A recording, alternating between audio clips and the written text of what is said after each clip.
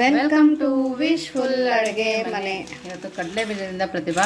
ಹೌದು ಆಶಾ, ತುಂಬ healthy recipe ಹೋಗ್ಬೋದು. ಕಡಿಮೆ ಇಂಗ್ರೀಡಿಯೆಂಟ್ಸಲ್ಲಿ ಕಡಿಮೆ ಟೈಮಲ್ಲಿ ಮಾಡ್ಕೊಳ್ಳುವಂಥ ರೆಸಿಪಿ. ಇವಾಗ ನೋಡಿ, ಈ ಕಡಲೆ ಬೀಜ ನಾವು ಬೆಳೆದಿರೋದೇನೆ ಆಶಾ, ಈ ಥರ ದಪ್ಪ ಕಡಲೆ ಬೀಜ. ಸೊ ಇದನ್ನೇನೆ ಬಟ್ಟೆಯಲ್ಲಿ ಹಾಕೊಂಡು ಈ ಥರ ಹುರಿದಿರ್ತೀವಿ. ಓಕೆ, ನಾನು ಕಡಲೆ ಬೀಜದ್ದು ಉಂಡಿದೊಂದು ರೆಸಿಪಿ ಹಾಕಿದ್ದೀನಿ, ಅಲ್ಲಿ ಡಿಟೇಲ್ ಆಗಿ ಕೂಡ ತೋರಿಸಿದ್ದೀನಿ. ಸೊ ಯಾರಿಗಾದರೆ ಈ ಥರ ಬಟ್ಟೆಯಲ್ಲಿ ಹುರಿದಿರೋದು ಕಡಲೆ ಬೀಜ ಬೇಕು ಅಂದರೆ ನೀವು ವಾಟ್ಸಪ್ ನಂಬರ್ ಕೊಟ್ಟಿರ್ತೀನಿ ನಾನು ಡಿಸ್ಕ್ರಿಪ್ಷನ್ನಲ್ಲಿ, ಅಲ್ಲಿ ಮೆಸೇಜ್ ಮಾಡಿದರೆ ಸಾಕು, ನಿಮಗೆಲ್ಲ ಡೀಟೇಲ್ಸ್ ಬರುತ್ತೆ. ಸೊ ಇನ್ನೊಂದು ಅಂದರೆ ಆಶಾ, ಕಡಲೆ ಬೀಜ ಹೆಲ್ತ್ಗೆ ತುಂಬ ಒಳ್ಳೆಯದು. ಇಲ್ಲಿ ನಾವು ಇವತ್ತು ಹುರಿದಿರೋದಲ್ಲ, ಹಸಿ ಕಡಲೆ ಬೀಜನ ಯೂಸ್ ಮಾಡಿಬಿಟ್ಟು ಇವತ್ತಿನ ರೆಸಿಪಿ ಮಾಡ್ತಾ ಇದ್ದೀವಿ. ಸೊ ತಡ ಮಾಡದೆ ರೆಸಿಪಿನ ಯಾವ ಥರ ಮಾಡೋದು ಅಂತ ನೋಡೋಣ. ನೋಡಿ, ಇವಾಗ ಒಂದು ಬೌಲಲ್ಲಿ ಇಲ್ಲಿ ನಾನು 1 ಕಪ್ಪದಷ್ಟು ಕಡಲೆ ಹಿಟ್ಟನ್ನು ಹಾಕೋತಾ ಇದ್ದೀನಿ. ಕ್ವಾಂಟಿಟಿನ ನೋಡಿಬಿಟ್ಟು ಹಾಕ್ಕೊಳ್ಳಿ.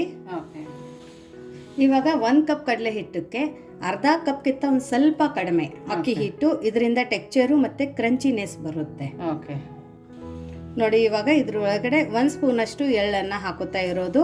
ಎಳ್ಳೇನು ಹುರಿದಿಲ್ಲ, ಹಸಿದೇ ಇದೆ. ಇದರಿಂದ ತಿನ್ಬೇಕಾದ್ರೆ ಟೇಸ್ಟ್ ತುಂಬ ಚೆನ್ನಾಗಿ ಬರುತ್ತೆ.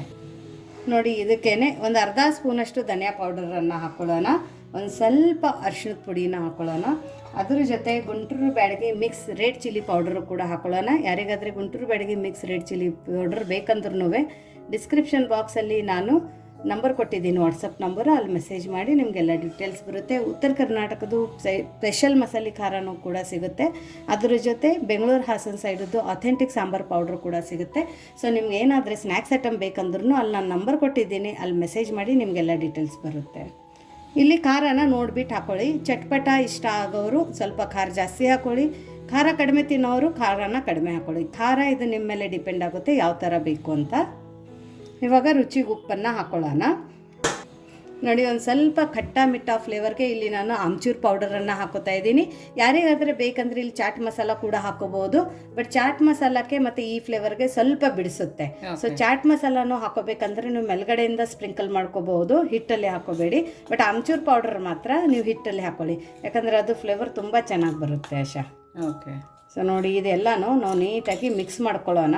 ತುಂಬ ದಿಢೀರಂತ ಮಾಡಿಕೊಂಡು ಇಟ್ಕೋಬೋದು. ಪಾರ್ಟೀಸ್ಗಳಿಗೆ ಮಾಡ್ಬೋದು, ಕಿಟಿ ಪಾರ್ಟೀಸ್ಗಳಿಗೆ ಮಾಡ್ಬೋದು, ಬರ್ತ್ಡೇ ಪಾರ್ಟೀಸಕ್ಕೆ ಮಾಡ್ಬೋದು, ಪ್ರಯಾಣಕ್ಕೆ ಹೋಗ್ಬೇಕಾದ್ರೆ ಮಾಡ್ಬೋದು. ಮಕ್ಕಳುಗಳು ತುಂಬ ಇಷ್ಟಪಡ್ತಾರಲ್ಲ ಪ್ರತಿಭಾ. ಹೌದು, ಮಕ್ಕಳು ಲಂಚ್ ಬಾಕ್ಸಕ್ಕೆ ಮಾಡ್ಕೊಡ್ಬೋದು. ಆಮೇಲೆ ಕಡಲೆ ಬೀಜ ಇರೋದ್ರಿಂದ ಇದು ಹೆಲ್ದಿನೇ, ಯಾಕಂದರೆ ಕಡಲೆ ಬೀಜದಲ್ಲಿ ಜಾಸ್ತಿ ವಿಟಮಿನ್ಸ್ಗಳು ಇರುತ್ತೆ ಆಶಾ.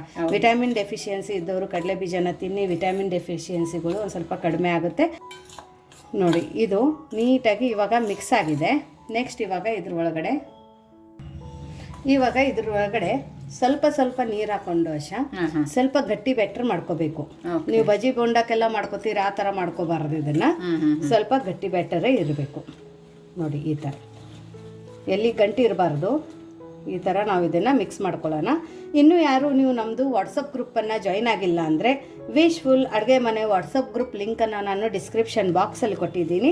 ಆ ಲಿಂಕ್ ಮೇಲೆ ಕ್ಲಿಕ್ ಮಾಡಿದರೆ ಸಾಕು, ನೀವು ವಾಟ್ಸಪ್ ಗ್ರೂಪಿಗೆ ಕನೆಕ್ಟ್ ಆಗ್ತೀರಾ.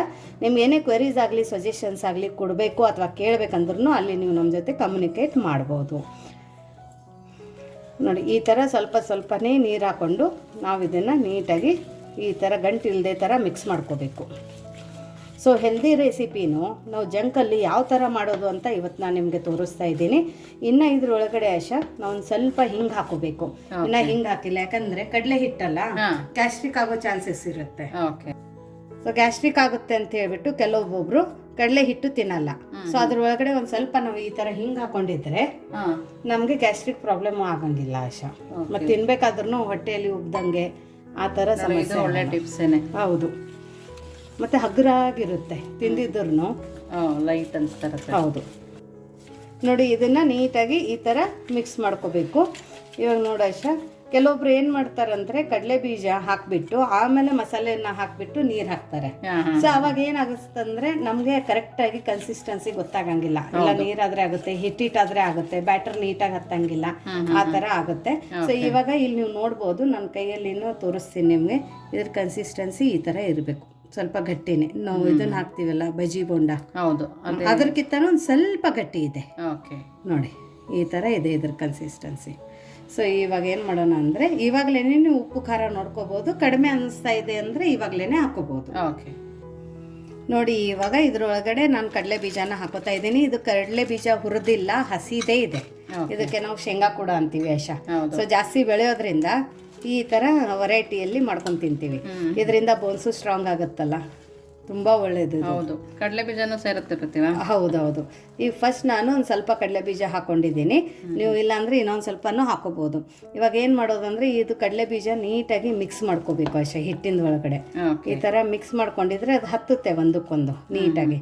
ಇವಾಗ ಇದು ಒಂದು ಅದ್ರ ಜೊತೆ ಒಂದು ಸ್ವಲ್ಪ ಹಿಟ್ಟು ತೊಗೊಂಡ್ಬಿಟ್ಟು ಈ ಥರ ನಾವು ನೋಡಿ ಇಲ್ಲಿ ಎಣ್ಣೆ ಬಿಸಿ ಮಾಡ್ಕೊಳಕ್ಕೆ ಇಟ್ಕೊಂಡಿರೋದು. ಎಣ್ಣೆ ಒಂದು ಸ್ವಲ್ಪ ಬಿಸಿ ಆದ ನಂತರ ಫ್ಲೇಮನ್ನು ಲೋ ಫ್ಲೇಮಲ್ಲಿ ಇಟ್ಕೊಳ್ಳೋಣ. ಇಟ್ಕೊಂಡ್ಬಿಟ್ಟು ಈ ಕಡಲೆ ಬೀಜದ್ದು ನಾವು ಇದ್ರೊಳಗಡೆ ಈ ಥರ ಬಿಡ್ತಾ ಹೋಗಬೇಕು. ನೋಡಿ, ಹಾಕಿದ ತಕ್ಷಣ ಸ್ಮಾಲಾಗಿ ಬಬಲ್ಸ್ ಬರಬೇಕು, ಜಾಸ್ತಿ ಬೇಡ. ಒಂದೊಂದೇ ಕಡಲೆ ಬೀಜ ಸಾಧ್ಯ ಆದರೆ ಬಿಡಿ. ಹೌದು, ನೋಡಿ ಈ ಥರ ಫ್ಲೇಮನ್ನು ಮಾತ್ರ ಲೋ ಫ್ಲೇಮನ್ನಲ್ಲಿನೇ ಇಟ್ಕೊಳ್ಳಿ. ನೋಡಿ ಎಲ್ಲದನ್ನು ಈ ಥರ ಹಾಕೊಂಡಿರೋದು, ಫ್ಲೇಮನ್ನು ಮಾತ್ರ ಲೋ ಫ್ಲೇಮಲ್ಲಿನೇ ಇಟ್ಕೊಂಡಿರೋದು. ನೋಡಿ ಈ ಥರ ಇದನ್ನು ನೀಟಾಗಿ ಈ ಥರ ಕೈಯಾಡಿಸ್ಬೇಕು. ಇದು ಕಡಲೆ ಬೀಜದ್ದು ಒಂಥರ ಬಜ್ಜಿ ಅನ್ಬೋದು, ಅಥವಾ ಕಡಲೆ ಬೀಜದ ಬೋಂಡ ಥರ ತಿನ್ಕೋಬೋದು. ನೋಡಿ ಈ ಕಿಟ್ಟಿ ಪಾರ್ಟಿಗೆಲ್ಲ ಮಾಡಿದ್ರೆ ಪ್ರತಿಭಾ ಹೌದು ಸೂಪರಾಗಿ ಖಾಲಿ ಆಗುತ್ತೆ ನೋಡು. ತುಂಬ ಚೆನ್ನಾಗಿರುತ್ತೆ ಇದು ತಿನ್ನೋಕ್ಕೆ. ನೋಡಿ ಲೋ ಫ್ಲೇಮಲ್ಲಿನೇ ಇಟ್ಕೊಂಡು ಈ ಥರ ಕೈ ಆಡಿಸ್ಕೋಬೇಕು ಆಶಾ. ನಾವು ಈ ಥರ ಬೇಕಂದವರು ಇದಕ್ಕೆ ಫುಡ್ ಕಲರ್ ಹಾಕಿರ್ತಾರೆ, ಅವಾಗ ಕೆಂಪು ಕಲರ್ ಕಾಣಿಸುತ್ತೆ. ಬಟ್ ಇದು ನಾವು ನ್ಯಾಚುರಲ್ ಆಗಿ ಮಾಡ್ಕೊಂಡಿರೋದು. ಈ ಥರ ತುಂಬ ಡಿಫ್ರೆಂಟಾಗಿ ತುಂಬ ಚೆನ್ನಾಗಿದೆ ಪ್ರತಿಭಾ. ತುಂಬ ಡಿಫ್ರೆಂಟ್ ರೆಸಿಪಿ ಇದೆ. ಇದು ಉತ್ತರ ಕರ್ನಾಟಕದ ರೆಸಿಪಿ ಆ್ಯಕ್ಚುಲಿ, ಈ ಥರ ಮಾಡ್ಕೊಂಡು ತಿನ್ನೋದು. ಯಾಕಂದರೆ ಕಡಲೆ ಬೀಜ ಅಲ್ಲಿ ಸುಮಾರು ವೆರೈಟೀಸ್ಗಳು ಮಾಡ್ತೀವಿ. ಹೌದು, ಒಂದಿನ ಮಾಡಿದರೆ ಇಡೀ ದಿನ ತಿನ್ಕೋಬಹುದು. ಸೋಡಾ ಇಲ್ಲ, ಮೊಸರಿಲ್ಲ, ಏನೂ ಇಲ್ಲ, ಸೊ ಆರಾಮಾಗಿ ಮಾಡ್ಕೋಬೋದು. ಇವಾಗ ನೋಡಿ ಇದರದ್ದು ಕಲರ್ ಚೇಂಜ್ ಆಗಿದೆ. ಆವಾಗ ಫ್ಲೇಮನ್ನು ಲೋ ಫ್ಲೇಮಲ್ಲಿ ಮಾಡ್ಕೊಳ್ಳೋಣ. ನೋಡಿ ಈ ಕಲರ್ ಬಂದಿದೆ. ಇವಾಗ ನಾವು ಇದನ್ನು ತಕ್ಕೊಳ್ಳೋಣ ಅಂತೆ ಆಶಾ, ಯಾಕಂದರೆ ಕರೆಕ್ಟಾಗಿ ಬೇಯ್ದಿದೆ. ಇಲ್ಲ ತುಂಬ ಜಾಸ್ತಿ ಹಾರ್ಡಾದರೆ ಕಲರ್ ಚೇಂಜ್ ಆದರೆ ಕಹಿ ಬರುತ್ತೆ ತಿನ್ನೋಕ್ಕೆ. ಕಲರ್ ಕೂಡ ಚೆನ್ನಾಗಿದೆ ನೋಡಿ ಇವಾಗ. ಹೌದು,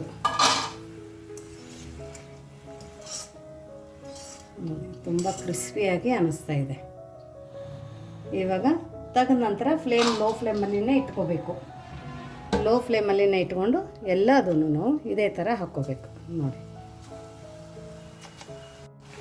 ನೋಡಿ ಎಲ್ಲದೂ ಈ ಥರ ಕರ್ಕೊಂಡು ಬಂದಿರೋದು. ಇವಾಗ ಇದನ್ನು ಕೂಡ ತಕ್ಕೊಳ್ಳೋಣ ಆಶಾ. ಓಕೆ, ಕರೋಕ್ಕೆ ಲೋ ಫ್ಲೇಮಲ್ಲಿ ಇಟ್ಕೊಂಡು ಕರ್ಕೋಬೇಕು. ಸ್ವಲ್ಪ ಕ್ರಿಸ್ಪಿನೆಸ್ ಬೇಕು ಅಂತ ಹೇಳಿಬಿಟ್ಟು. ಓಕೆ,